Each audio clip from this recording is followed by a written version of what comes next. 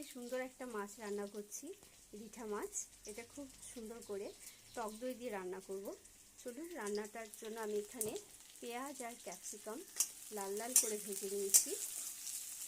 এর মধ্যে দেব আমি বেটে রাখা আদা, রসুন আর শুকনো লঙ্কা।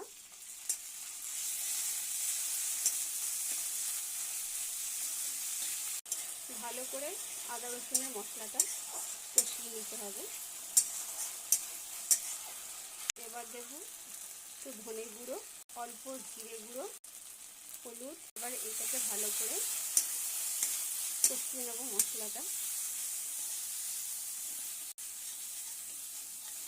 মশলাটা ভালো করে কষিয়ে নিয়ে এর মধ্যে দিয়ে দিলাম ফাটানো 1 চামচ টক দই।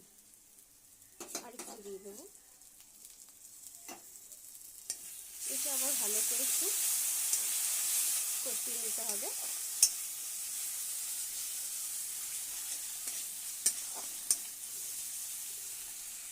মশলাতে অল্প নুন দেব।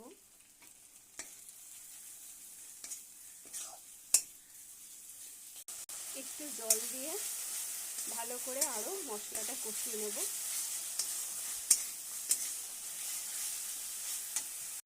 মশলাটা সুন্দর করে হয়ে গেছে। এর মধ্যে আমি দেব ডুমো ডুমো করে কেটে রাখা ভাজা আলু। এটা দিয়ে আমি একটু কষিয়ে নেব মশলা দিয়ে আলুগুলো।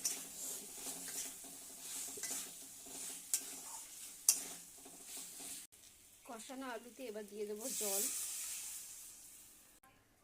ঝোলটা ফুটলে তবে আমি মাছগুলো দেব।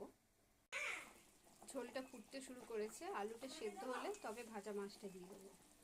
এবার এই ভাজা রিঠা মাছগুলো, একটা মাছের মাথা আছে, তো এই ঝোলের মধ্যে দিয়ে দেবো।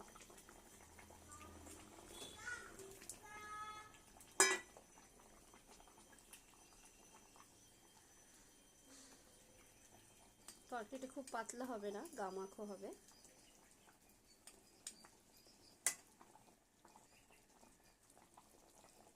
এটা সেদ্ধ হবে, এর জন্য আমি ঢেকে দেবো। এর মধ্যে দেব পরিমাণ মতো লবণ। মাছটাকে ঢেকে হালকা আঁচ করে দেবো।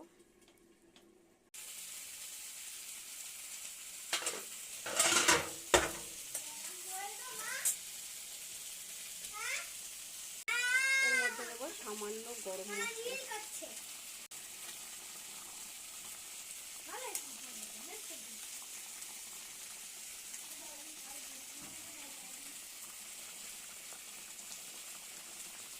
মাছের ঝোলটা হয়ে গেছে।